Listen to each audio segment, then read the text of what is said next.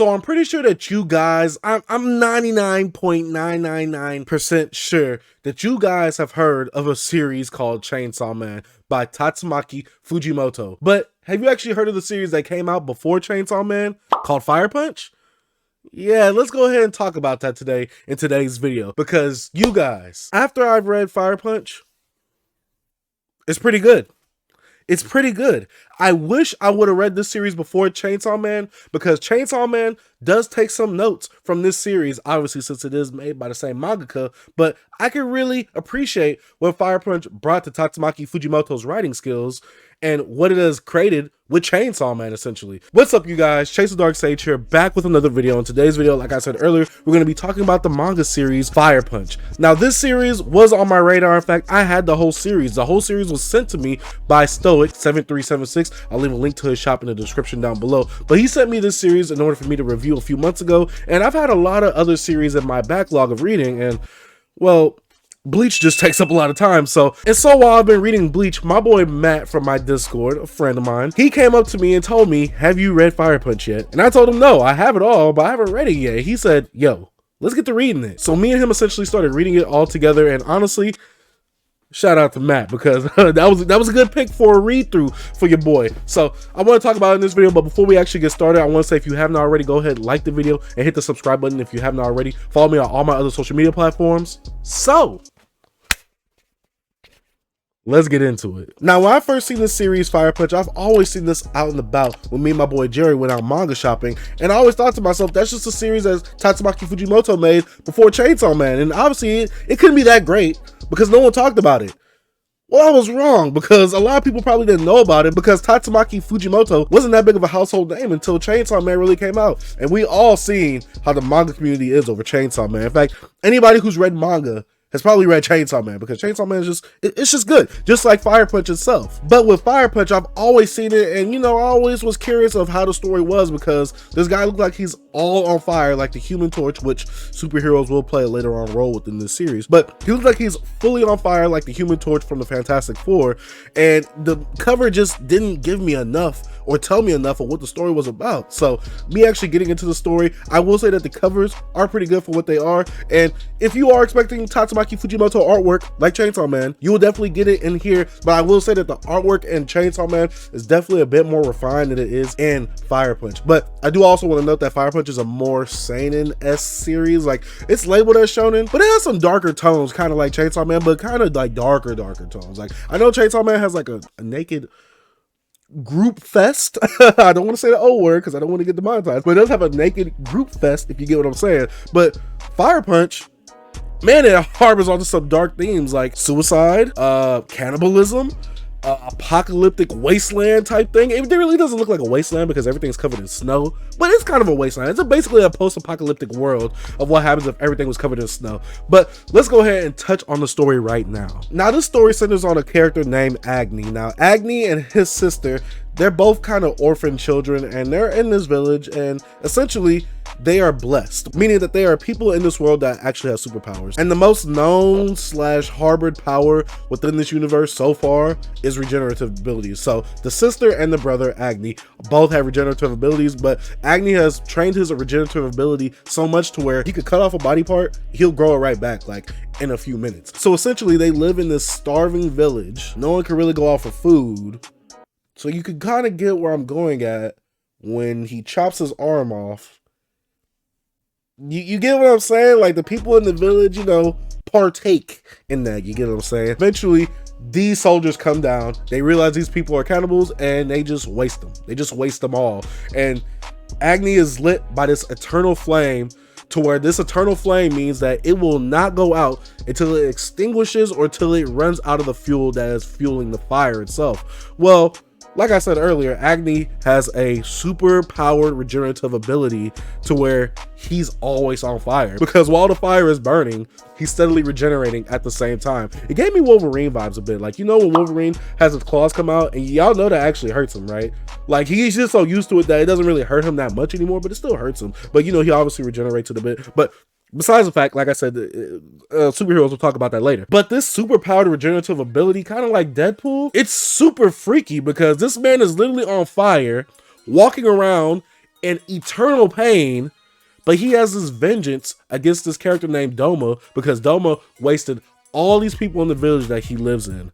And I mean all the people. Notice how I didn't say anything about his sister afterwards. Yeah, his sister was included in that wasteland. You get what I'm saying? So Agni has a mission, and he needs to go take out Doma. And during this mission, he meets a cast of characters, which I will say that the cast of characters I really did enjoy. So let's actually talk about some of the characters. Now, obviously, with the main character being Agni, I have to say I love Agni's character. I love his portrayal. I love what he stands for. He's just a kid in a grown-up body because he's been burning for years.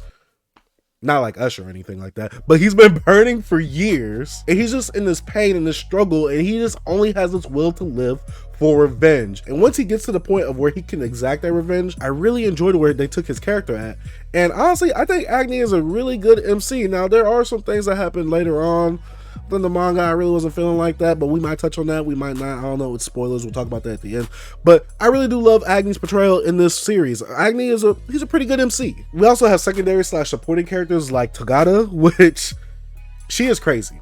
She is insane. But if I were to be in this series, it would be me. I'd be Tagata because she loves films. She likes superhero stuff. She likes corny films. She likes all type of flicks, and she loves going to the movies. In fact, she misses going to the movies. And this whole series, well, at least the beginning, she just wants to film Agni on her little recorder just to make a movie.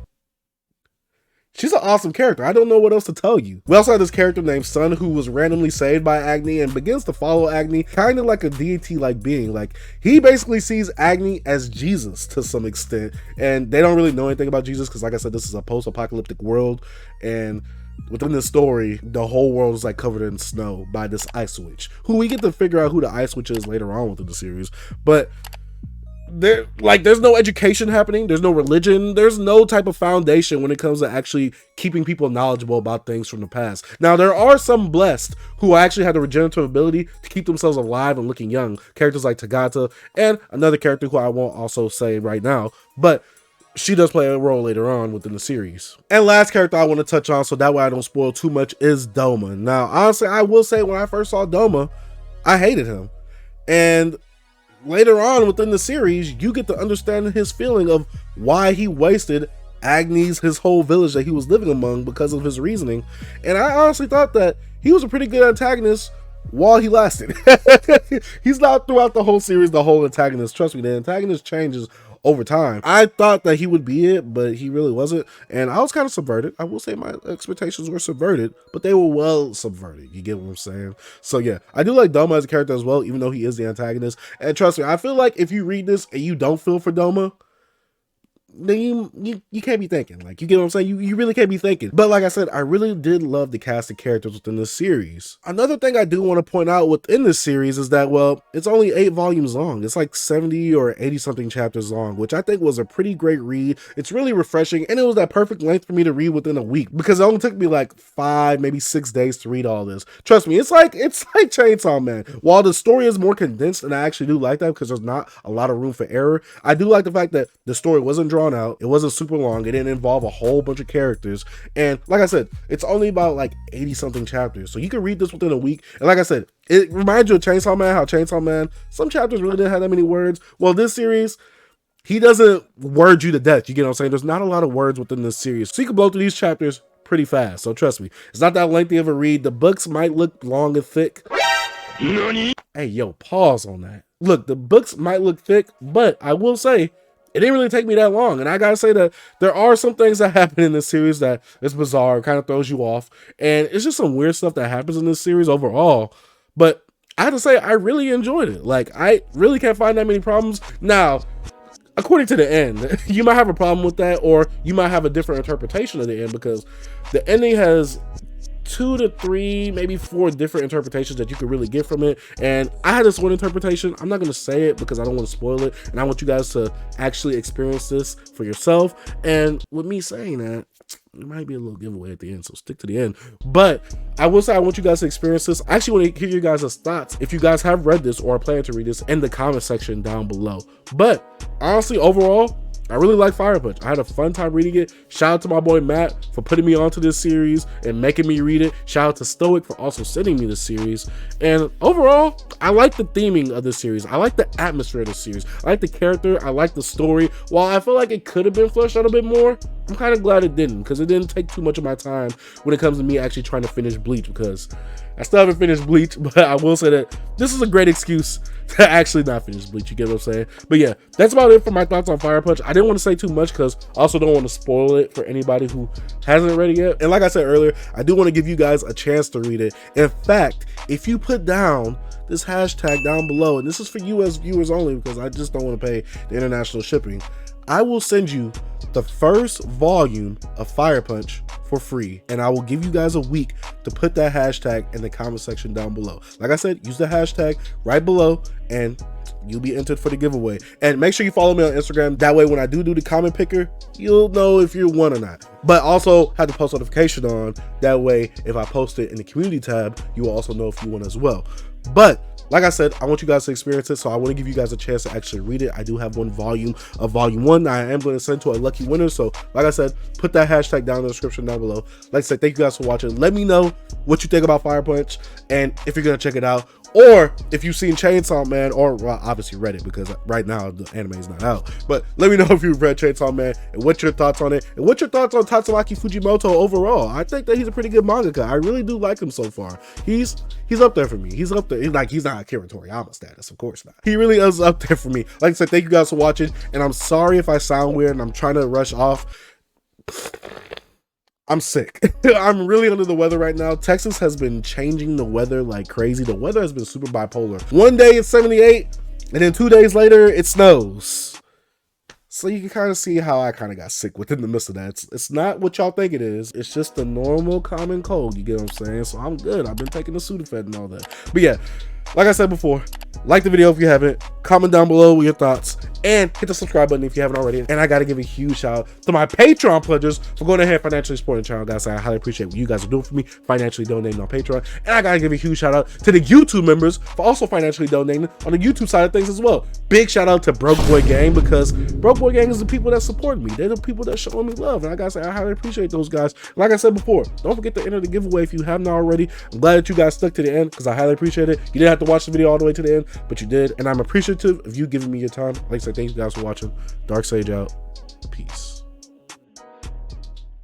Also, I remember earlier in the video I kept saying how I was gonna touch on the superhero stuff later on in the video. I really wanted to say that he reminds me of Wolverine, and there's a lot of superhero, not a lot, but there's a few superhero references, but a lot of times it's a lot of movie references or him being a character in a movie. So I do want to say that it does reference some American movies. Just wanted to put, you know, my little sprinkle of that in here at the end. All right. Love you guys. Bye. Peace.